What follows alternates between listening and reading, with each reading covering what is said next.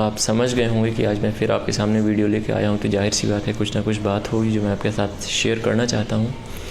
और ऐसे में मैं ये बता दूँ कि किसी ने मुझसे पुरानी वीडियो में सवाल किया था कि क्या मैं पत्रकारिता ज्वाइन कर चुका हूँ या मैं किसी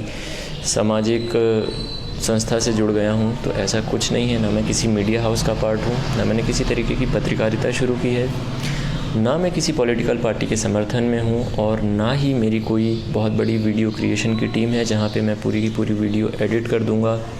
पूरे फैक्ट्स एंड फिगर्स खंगाल करके आपके सामने रख दूँगा। मेरे पास बहुत अबंडेंस है रिसोर्सेज का, तो मैं पूरा का पूरा आपके सामने में चेहरा ला के रख दूँगा। देखिए, मैं बहुत छोटा प्राणी हूँ और उस छोटे प्राणी होने के नाते में मैं इस बात से व्यथित हूँ कि हमारे समाज में क्या चल रहा है, हमारे समाज की जो विचारधारा है वो किस और प्रभावित हो रही है, अग्रसर हो रही है। जो हिंसा है वो कहीं ना कहीं फैल ना जाए समाज में जो अस्थिरता है वो ना फैल जाए, या राजनीतिक अस्थिरता हमारे समाज में, वो तो खैर आप लोगों के ऊपर डिपेंड करता है कि आप किस पॉलिटिकल पार्टी का साथ देते हैं या नहीं देते हैं। तो मेरे लेवल पे जो भी यहाँ पे आज मैं बात आपसे कहूँगा, मेरी पुरानी वीडियोस में मैंने बहुत जल्दी में बनाई थी, और उस टाइम पे हो सकता है कि मेरे पास में इतने रिसोर्सेज मैंने चेक ना की हो, फैक्ट्स फाइल ना चेक की हो। तो आज मैं आपके साथ में कुछ जो वीडियो लेके आया हूँ उसमें मैंने कुछ रिसर्च भी की है जो मेरे बेसिक लेवल तक पॉसिबल थी। और साथ ही साथ में मैं आपको ये भी कहना चाहता हूँ कि हम लोग क्योंकि सामाजिक प्राणी हैं, तो यार हम किसी न किसी सोसाइटी का, किसी न किसी हो सकता है रिलीजन का ग्रुप हिस्सा होंगे, और उसके अकॉर्डिंगली हमारी विचारधारा भी बनी होगी। ऐसे में ये भी बहुत पॉसिबिलिटीज़ हैं कि हम में से बहुत सारे लोग आसपास में जो लोगों को देखते हैं कोई पॉलिटिकल बातें करता होगा, हम किसी से इन्फ्लुएंस होकर के किसी एक विचारधारा की तरफ अग्रसर हो जाते होंगे। ठीक है, अब अगर मुझ जैसा इंसान जो कभी भी पॉलिटिकल डिबेट्स का हिस्सा नहीं होता था, मुझ जैसा इंसान अगर कभी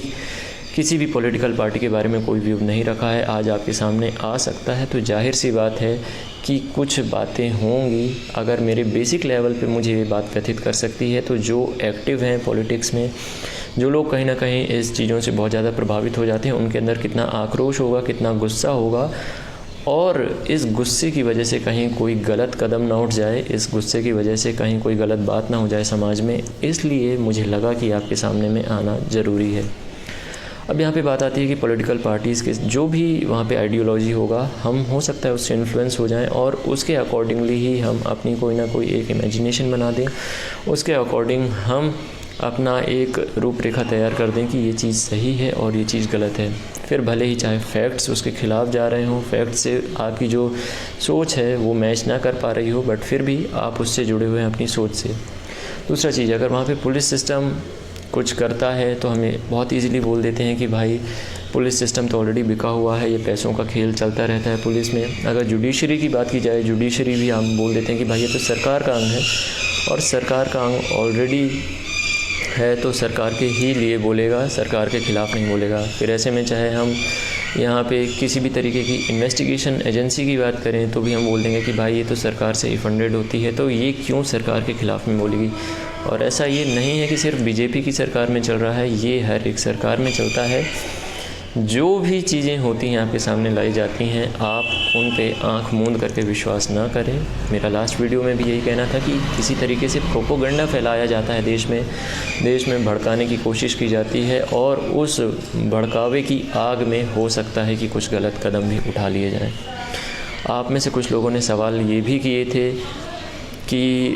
जो मैंने वीडियो के बारे में बोला है वो किस हद तक सत्य है या नहीं है, तो मैं ये आपके ऊपर छोड़ देता हूँ कि आप उसको सत्य माने या ना माने। लेकिन फिर भी आज मैं आपको पूरा घटनाक्रम स्टेप बाय स्टेप एक बताने की कोशिश करूँगा, और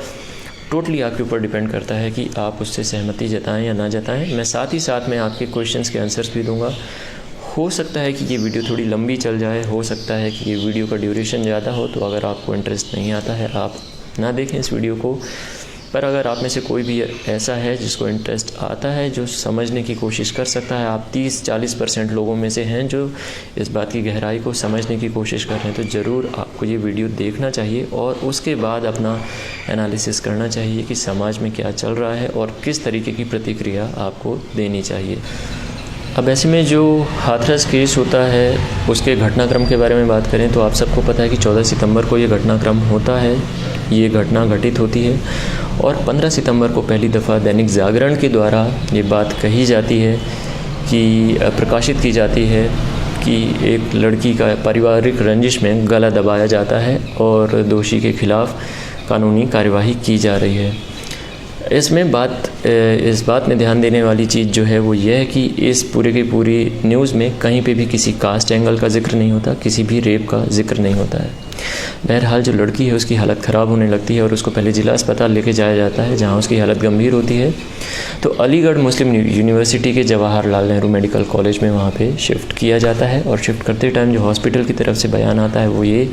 कि the girl was well oriented and time placed in person. बहरहाल उसी शाम को एक वीडियो भी सर्कुलेट होता है जिसमें ये बात लड़की बोलते हुए दिखती है कि उसका गला दबाया जा रहा है, लेकिन उस वीडियो में कहीं पे भी आपको रेप की बात स्पष्ट नहीं दिखेगी। उस वीडियो में कहीं पे भी 3 और जो एक्यूज़ हैं उनका नाम भी नहीं दिखेगा। उस वीडियो में भी कास्ट एंगल की तरफ कोई बात नहीं की गई थी। तो जब इनिशियल लेवल पे लड़की की तरफ से या उसके परिवार वालों की तरफ से रेप की बात नहीं कही गई थी, जो जीभ है उसको काटने की बात नहीं कही गई थी, या फिर यहाँ पे किसी भी कास्ट एंगल को जोड़ने की बात नहीं की गई थी, तो ऐसा क्या हुआ कि बाद में ये रेप को बात सामने आई और बाद में रेप की बात स्वीकारी की गई। इसकी भी कुछ पॉसिबिलिटीज़ हो सकती हैं। चाहे तो आप ये मान सकते हैं कि भाई लड़की ट्रॉमा में थी, उसको डर था, उसको समझ ही नहीं आया कि वो वीडियो में क्या बयान दे या क्या बयान नहीं दे। या फिर दूसरा रीज़न ये भी हो सकता है कि हमारा जो गांव होते हैं, क्योंकि वो ज़्यादा मतलब सोशल स्टिग्मा से जुड़े हुए होते हैं, उनको डर था कि अगर ऐसे में रेप की बात कहेंगे तो लड़की की शादी होगी या नहीं होगी, या उसको कोई और समाज स्वीकार करेगा या नहीं करेगा। या कुछ और रीज़न ये भी हो सकता है कि रेप हुआ ही ना हो और जो पारिवारिक रंजिश थी उसको बढ़ाने के लिए, उसको अपनी बात को गंभीरता से रखने के लिए रेप की बात कह दी गई हो। खैर, इसमें क्या सत्य है ये आप लोग खुद समझिए, खुद ही जानने की कोशिश कर सकते हैं। बहरहाल अब जब 15 सितंबर के बाद में 3-4 दिन बीत जाते हैं, तब तक भी कोई बात नहीं आती है बीच में। फिर अचानक से आपको 19 सितंबर को एक खबर मिलती है कि कांग्रेस के एक वरिष्ठ नेता हैं जो कि लड़की के परिवार वालों से मिलते हैं और घर में जाके मीटिंग करते हैं। और जब तक ये मीटिंग चलती है, उस मीटिंग में क्या हुआ ये मुझे भी नहीं पता, आपको भी नहीं पता होगा शायद। लेकिन हाँ, जब वो उस मीटिंग से आते हैं, चले जाते हैं वापस, तब बहुत बड़े यहाँ पे दावे सामने आने लगते हैं, तब बहुत बड़ी बड़ी बातें सामने आने लगती हैं। बहरहाल कांग्रेस लीडर शिवराज जी के वहाँ से जाने के बाद में ही बहुत चौंकाने वाले खुलासे भी होते हैं। उसके बाद में पहली दफ़ा मीडिया के सामने ये बात स्वीकार की जाती है कि रेप हुआ था, और ये बात भी स्वीकार की जाती है कि न सिर्फ रेप हुआ था बल्कि गैंग रेप है, और ऐसे में 3 और अन्य आरोपियों के नाम जोड़ दिए जाते हैं। अब यहाँ पे ध्यान देने वाली बात ये है कि पहले क्यों, मतलब अगर चलिए ठीक है लड़की ट्रॉमा में थी या जो भी रीज़न था, अब सिर्फ 19 तारीख के बाद से ये बातें क्यों सामने आई, इसकी भी कुछ पॉसिबिलिटीज़ हैं, उसको जानने की कोशिश करें तो पॉसिबल रीजंस में ये भी हो सकता है कि जो कांग्रेस लीडर वहाँ पहुँचे थे उन्होंने लड़की के परिवार वालों को समझाया होगा कि आप चिंता मत करिए, आप धैर्य रखिए, हम आपके साथ में हैं, आपके साथ कोई गलत बात नहीं होने देंगे और आपको किसी से डरने की ज़रूरत नहीं है। आपकी लड़ाई अन्याय के ख़िलाफ़ है और इसमें अन्याय में हम आपके साथ हैं। रीज़न नंबर 2 जो हो सकता है, आई एम नॉट श्योर, मैं सिर्फ ये आपके ऊपर छोड़ देता हूँ कि हो सकता है कि कांग्रेस लीडर वहाँ पहुँचे हों, उन्होंने कही गई हो ये बात, कही हो परिवार से कि कोई बात नहीं, आप बोलिए, बेफिक्र होकर के बोलिए, हम आपको फाइनेंशियली सपोर्ट करेंगे, हम आपकी पूरी की पूरी सहायता करेंगे और इस मुद्दे को हम और आगे ले जाएंगे ताकि किसी के साथ अन्याय ना हो। कहीं ना कहीं फाइनेंशियल सपोर्ट की बात होगी तो परिवार वालों को भी लगा होगा कि चलो ठीक है, थोड़ी बहुत फाइनेंशियल सपोर्ट मिल जाएगी, और जो लीडर है उनका भी कुछ ना कुछ मोटो रहा होगा कि वो पॉलिटिसाइज़ कर सकें इस मुद्दे को या जो भी है। खैर, इसके बाद में जो होता है घटना वो ये कि मीडिया भी हरकत में आ जाती है, पुलिस हरकत में आती है, पुलिस और भी जो चार्जेस हैं वो जोड़ती है, 3 और अन्य आरोपियों के नाम लिखते हैं और अपनी इन्वेस्टिगेशन जारी की जाती है। इस बात में अभी तक ध्यान देने वाली बात है कि कास्ट एंगल कहीं पे भी जुड़ा हुआ नज़र नहीं आता है, लेकिन अब क्योंकि मीडिया हरकत में आ जाती है, टाइम्स ऑफ इंडिया की तरफ से पहली बार ये खबर छापी जाती है कि 4 अपर कास्ट के लड़कों ने एक दलित लड़की का गैंग रेप किया है, और यहाँ से उसको कास्ट एंगल देने की कोशिश की जाती है। यहाँ से पूरा का पूरा जो खेल शुरू हो जाता है कास्ट एंगल का, और पूरे के पूरे मीडिया हाउसेस इस पे टूट पड़ते हैं कि भाई नहीं, दलित के साथ यौन शोषण हुआ है, दलित की जीभ काट दी गई है, दलित की रीढ़ की हड्डी तोड़ दी गई, गर्दन की हड्डी तोड़ दी गई। और ऐसे में बहुत बड़ा बवाल मच जाता है पूरे के पूरे देश में और लोग सड़कों पे उतर आते हैं, कैंडल मार्च होने लगते हैं। बात ये आती है कि भाई जब मीडिया इतना तेज़ हो जाता है, सोशल मीडिया पे हर जगह पे कहीं ना कहीं बात कही जाने लगती है कि वी वांट जस्टिस, दूसरा निर्भया केस है। ऐसे में पुलिस जो 4 और अक्यूज़्ड हैं उनको भी गिरफ़्तार कर लेती है। और साथ ही साथ में अब जो है यहाँ पे खेल आ जाता है कि बहुत अनफॉर्चुनेट बात होती है कि जो लड़की है उसकी मृत्यु हो जाती है, वो नहीं रहती है ज़िंदा। और ऐसे में लोगों का और गुस्सा भड़कता है। और फिर जो उसका अंतिम संस्कार करना होता है, ये वीडियोज़ आपने भी देखी होंगी, कई सारे दावे किए गए कि रात में 2-2:30 बजे पुलिस ने ज़बरदस्ती बिना परिवार वालों की इच्छा के वो अंतिम संस्कार कर दिया, जो शव है उसको जला दिया। और देश भर में काफ़ी ज़्यादा इसको लेकर के आक्रोश उमड़ पड़ा। जब मैंने भी पहली दफ़ा ये देखा तो मुझ में बहुत गुस्सा था। मैंने अपने कुछ दोस्तों से भी बात की, उनका भी यही कहना था कि भाई थोड़ा धैर्य के साथ में अभी आप समझिए इस बात की गहराई को। तो मैंने सोचा ठीक है, समझा जाए। और जब मैंने इस बात की पड़ताल करने की कोशिश की तो कहीं ना कहीं मेरे को ये फैक्ट निकल के सामने आए कि जो पुलिस है उसने डेड बॉडी परिवार वालों को सुबह ही दे दी थी। सुबह 9 बजे से लेकर के रात को 10 बज चुके थे और पुलिस लगातार कह रही थी कि आप इनको जला दीजिए, अंतिम संस्कार कर दीजिए। पर अब जो लड़की वाले हैं, जो विक्टिम की फैमिली है, उन्होंने उसको जलाने से इनकार कर दिया, मना कर दिया, वो जलाने के लिए रेडी नहीं थे। और ऐसे में भी एक बात ये सामने आती है कि भाई क्यों वो नहीं जलाने के लिए रेडी थे। पॉसिबिलिटीज़ ये भी हो सकती हैं कि शायद उनको कहीं ना कहीं पॉलिटिकल प्रेशर था, उनको कहीं ना कहीं ये बात कहीं से कही गई होगी कि अभी हमारे पॉलिटिकल पार्टीज़ के लीडर में आ रहे हैं, आपके यहाँ पहुँच जाएंगे कल, और फिर हम डेड बॉडी को लेकर के ही पूरा का पूरा एक आंदोलन छेड़ देंगे, हम बहुत ज़्यादा सरकार को घेरेंगे कि ऐसा देश की लड़कियों के साथ हो रहा है। और पुलिस ने ये देखते हुए कि कहीं ना कहीं सामाजिक उन्माद ना फैल जाए, हिंसा ना भड़क जाए, इस चीज़ को देखते हुए फिर उन्होंने लगातार परिवार वालों से रिक्वेस्ट की कि आप इसको जला दें। और ऐसे में एक वीडियो भी मैं आपको दिखा दूंगा जहाँ पे जो लड़की के पिताजी हैं या दादाजी, जो भी आप उनको कहना चाहें, बाबा बोलते हैं, उन्होंने अंतिम संस्कार में जो है चिता को आग लगाई। और उनके साथ में कुछ और परिवार वाले भी हैं जो उनका समर्थन कर रहे हैं। और ऐसे में आपको कहीं पे भी नहीं दिखेगा कि पुलिस ने ज़ोर ज़बरदस्ती पकड़ करके खुद आग लगा दी या खुद ही परिवार वालों को, वीडियो में कहीं पे भी आपको कोई पुलिस वाला ज़ोर ज़बरदस्ती करता हुआ नहीं दिखेगा। हाँ, ज़ोर ज़बरदस्ती एक जगह पे दिखेगी कि मीडिया की एंट्री बैन की हुई थी। मीडिया की एंट्री बैन करने को लेके बहुत लोगों को गुस्सा है, तो ये भी मैं बता दूं कि मीडिया की एंट्री बैन शायद कहीं ना कहीं पुलिस ने इसीलिए किया था कि जब मीडिया में ये दिखाया जाएगा कि रात को इतने बजे आग लगाई जा रही है, तो हो सकता है कि लोगों का और ज़्यादा गुस्सा फूटेगा और कहीं ना कहीं हिंसक झड़प ना हो जाए, बवाल ना मच जाए, शायद उस चीज़ को रोकने के लिए। खैर, पुलिस ने जो किया वो गलत किया, खैर इसमें तो मैं कुछ नहीं कह सकता हूँ। ये भी आपके ऊपर है कि अब आप पुलिस की इस कार्रवाई को सही माने या गलत माने। कि आप मान लें कि पुलिस ने अपने मन से कर दिया और पूरे के पूरे एरिया को कैंटोनमेंट घोषित कर दिया गया, हर जगह पे बैरिकेड्स लगाए हैं, पुलिस वाले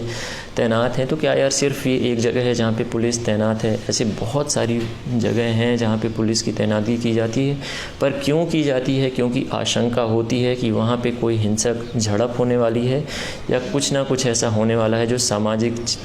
समाज के लिए सही नहीं है। ये मामला शांत नहीं हुआ था कि ऐसे में जो है वो मेडिकल रिपोर्ट्स भी आ जाती हैं, फॉरेंसिक रिपोर्ट्स भी आ जाती हैं और उन रिपोर्ट्स में ये स्पष्ट रूप से कहा गया कि किसी भी तरीके की जीभ नहीं काटी गई थी। रेप होने के कोई भी यहाँ पे एविडेंसेस, मेडिकल एविडेंसेस नहीं मिले हैं।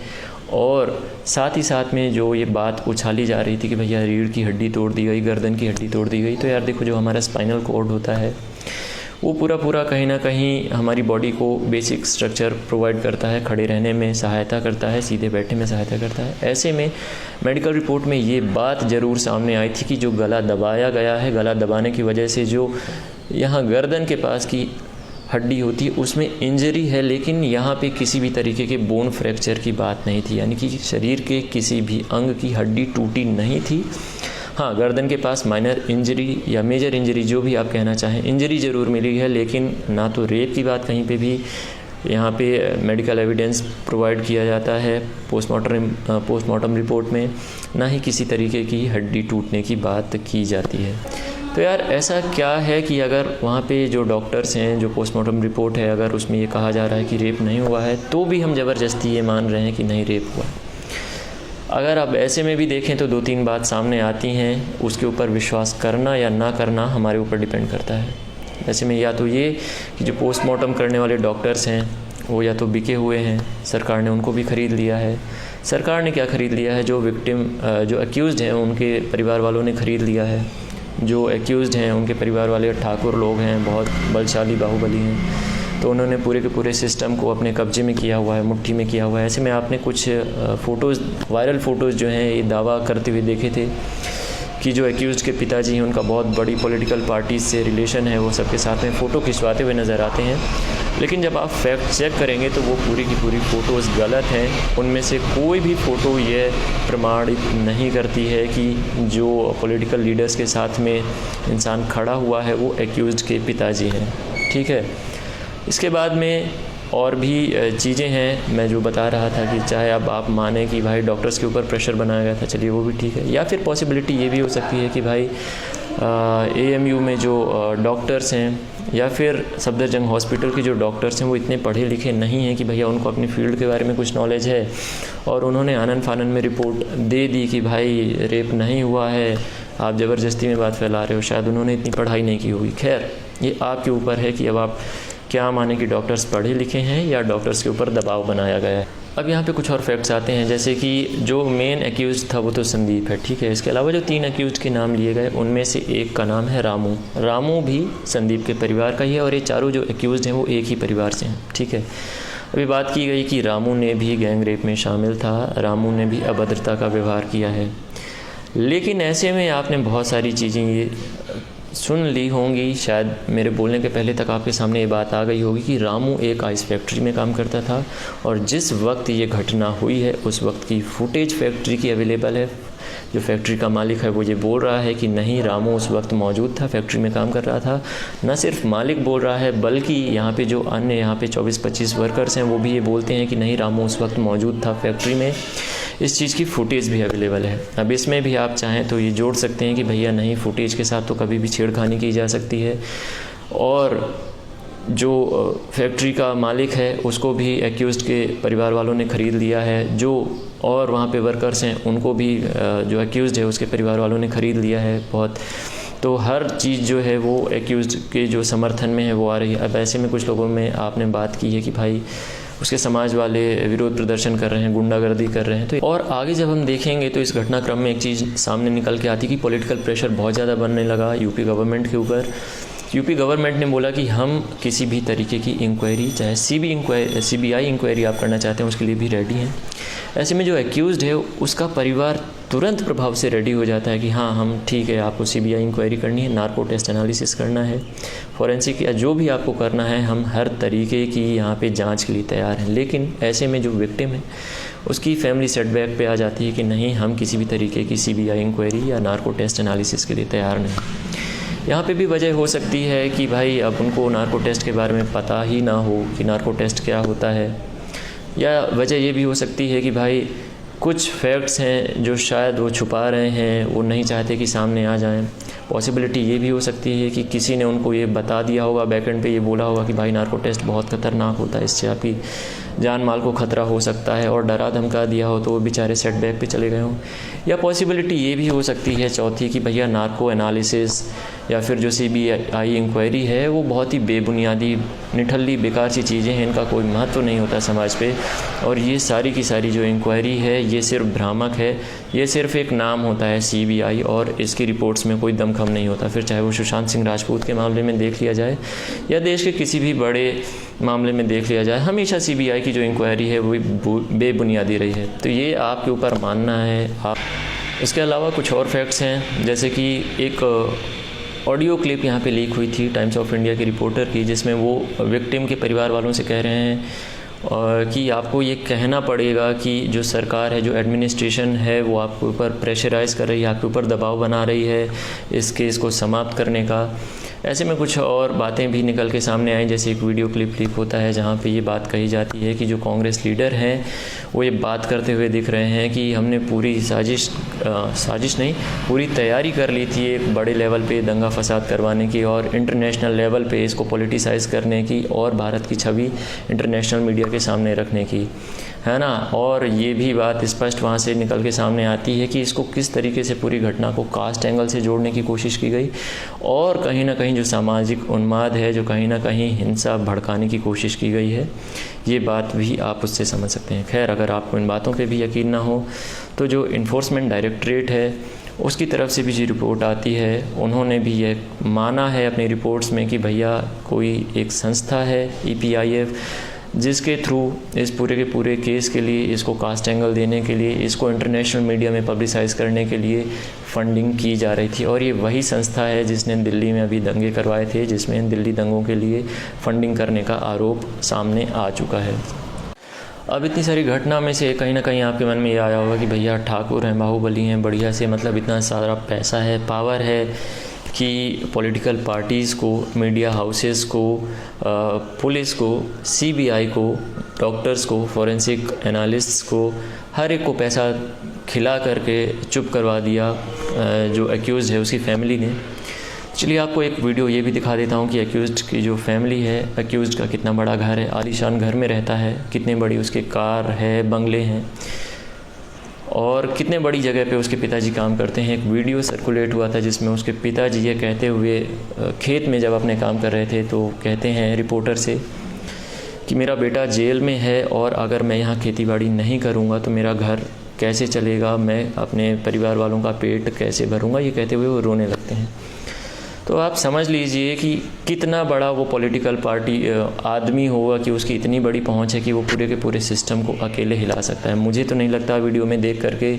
कि वो किसी चिड़िया को भी उड़ाने की शख्सियत या हैसियत रखता होगा और उसके ऊपर नाम लगाया जा रहा है कि वो इतना बड़ा इन्फ्लुएंसर है कि पूरे के पूरे देश को, समाज को उसने अपने मुट्ठी में करके रखा है। उसकी जो स्थिति है वो तो किसी एक दलित परिवार से भी ज़्यादा गरीब लग रही है। वो किस तरह अपना जीवन यापन कर रहा है ये आपको वीडियो में साफ तौर से स्पष्ट हो जाएगा। अब ऐसे में बात आती है कि सोशल मीडिया पे इतने सारे पोस्ट देखने के बाद में जो मीडिया है, जो समाचार एजेंसियां हैं, उनमें इतनी सारी न्यूज़ देखने के बाद में तो हम लोगों ने पहले ही डिसाइड कर लिया कि भाई कल्प्रिट कौन है और कल्प्रिट के साथ क्या होना चाहिए, उसको फांसी पे लटका देना चाहिए। भले ही यहाँ पे अभी जुडिशरी ये पूरी कंप्लीट ना हुई हो, इन्वेस्टिगेशन पूरी कंप्लीट ना हुई हो, बस हमने तो डिसाइड कर लिया कि भाई कल्प्रिट ये है और इसके साथ में इसको तगड़े से फांसी दे देनी चाहिए। यार देखो, अगर उसके ऊपर दोष साबित होता है, आप तो मैं कहता हूँ यार जितनी कड़ी से कड़ी सज़ा हो सके आप उसको फांसी दो, लेकिन अगर उसके ऊपर दोष साबित नहीं होता है तो यार किसी निर्दोष को आप दोषी ठहरा करके किसी को अगर न्याय दिलाते हो तो वो न्याय क्या न्याय कहलाएगा, ये आप बात खुद सोचिए। चलिए खैर, ये तो पूरा घटनाक्रम हो गया जो मैंने आपके सामने रखा। आपको जो समझना हो इससे आप समझिए। अब बात आती है आपके कुछ सवालों की जो आप लोगों ने मुझे सवाल किए थे। किसी ने कहा था मुझसे कि आजकल रेप की घटनाएं इतनी बढ़ गई हैं, 3 साल की बच्ची के साथ रेप हो गया, 6 साल की बच्ची के साथ रेप हो गया, हाथरस में ही रेप हो गया, तो ऐसे में सरकार क्यों चुप है। यार मैं कब कह रहा हूँ कि सरकार सही कर रही है, गलत कर रही है। मैंने ना बीजेपी का कभी सपोर्ट किया, ना मैं कांग्रेस के सपोर्ट में हूँ, ना मैं आम आदमी के सपोर्ट में हूँ, ना मैं किसी भी पॉलिटिकल पार्टी के सपोर्ट में हूँ। तो इंसानियत के मैं चाहता हूँ कि न्याय हो, सबके साथ हो, जो भी अपराधी है उसको कड़ी से कड़ी सज़ा मिले और जल्द से जल्द वो फांसी के फंदे तक पहुँचे, जिससे कि समाज में एक चेतना आए, समाज में ये बात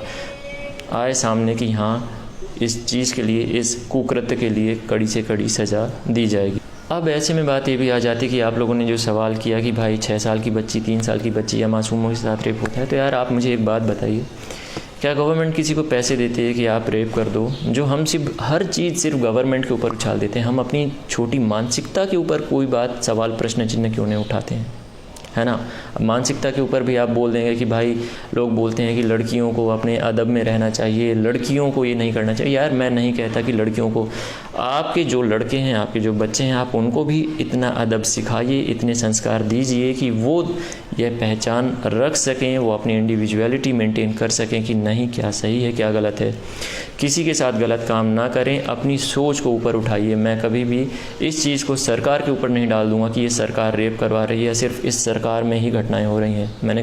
पुरानी वीडियो में भी बताया था आपको कि एनसीआरबी की रिपोर्ट के हिसाब से हर दिन देश में 88 रेप घटनाएं होती हैं। तो हर रेप जो घटना है वो सरकार नहीं करवाती है, ये हम जैसे लोगों की जो छोटी छोटी मानसिकता है इसकी वजह से होती है। हमें अपनी मानसिकता बदलनी पड़ेगी, हमें अपनी सोच बदलनी पड़ेगी। हाँ, उसके बाद हमें सरकार से ज़रूर कहना पड़ेगा, प्रयास करना पड़ेगा कि जो कानून है उसको सख्त बनाइए, उसको इतना ज़्यादा सख्त बनाइए कि कोई और ऐसे जघन्यतम अपराध करने की सोच भी ना सके, हर एक की रूह कांप जाए। कानून आप जो है वो स्ट्रॉन्ग कीजिए, बट उसके बाद में जो अपनी सोच है उसको उभारिए, और जो चीज़ें हैं एजुकेशन लेवल है, नैतिक शिक्षा के ऊपर भी ज़्यादा से ज़्यादा ध्यान दीजिए ताकि ऐसी कोई घटनाएं समाज में ना करें। कुछ लोगों ने उसको निर्भया कांड से जुड़ा हुआ है, तो यार निर्भया कांड में अगर 12 साल बाद जस्टिस मिलता है तो बताइए क्या इसमें हम बीजेपी को गलत ठहरा सकते हैं? जब निर्भया कांड हुआ था तब तो बीजेपी की सरकार नहीं थी। या फिर आप यूँ बोल दें कि भाई हर चीज़ जो होती है वो बीजेपी के शासन में होती है, ऐसा नहीं है यार। हर एक सिक्के के दो पहलू हैं।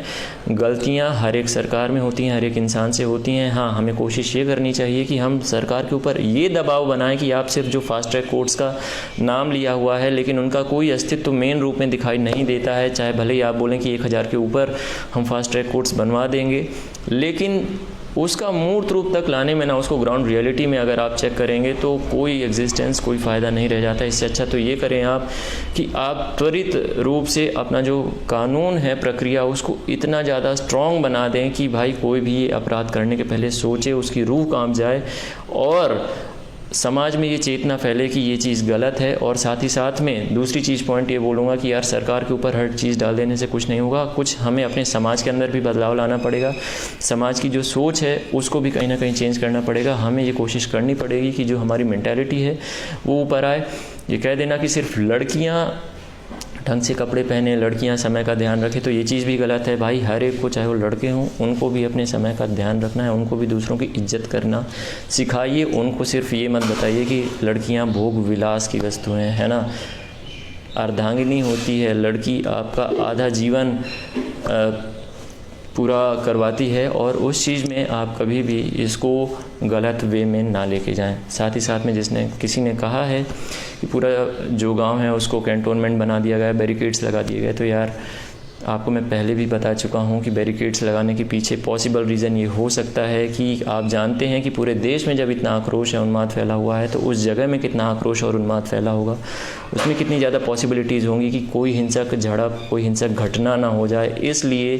चीज़ों की रोकथाम के लिए, लॉ एंड ऑर्डर के लिए वहाँ पे अभी बैरिकेड्स लगाए हुए हैं। हाँ, मीडिया की जो एंट्री है उसको कहीं ना कहीं रोका जा रहा है, ये मैं बात मानता हूँ, लेकिन ये भी कहीं ना कहीं एक चीज़ आप पॉइंट नोट कर सकते हैं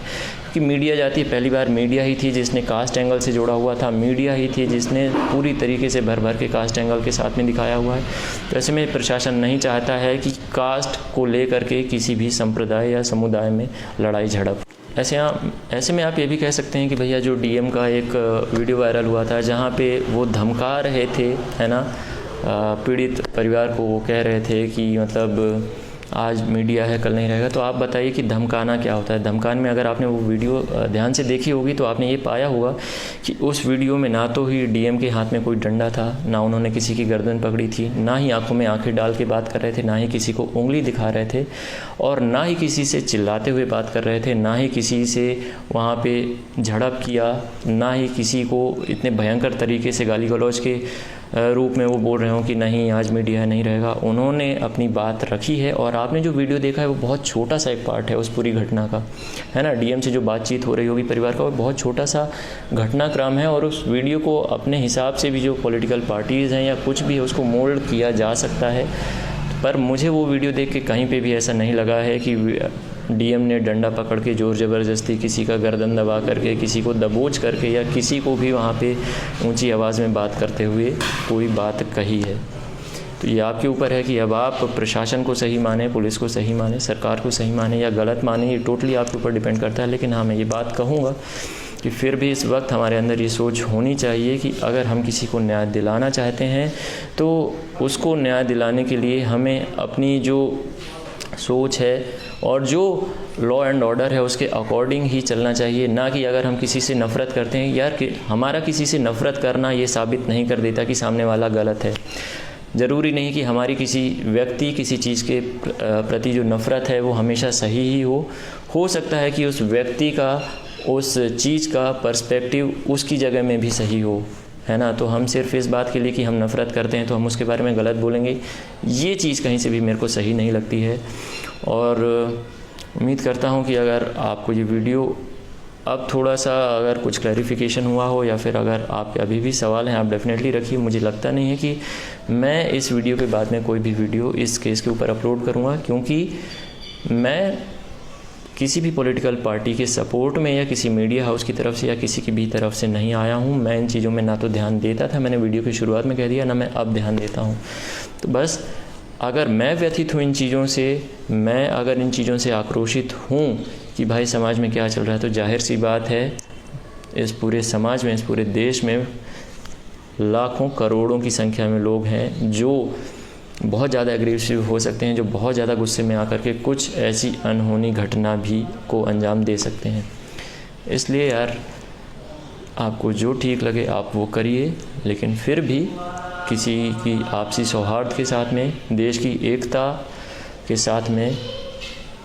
कोई भी बात ऐसी ना करने की कोशिश करें कि जिससे दिक्कत पैदा हो, जिससे दो समाजों के बीच में, दो गुटों के बीच में झड़प होने की संभावना हो। नमस्कार, जय हिंद।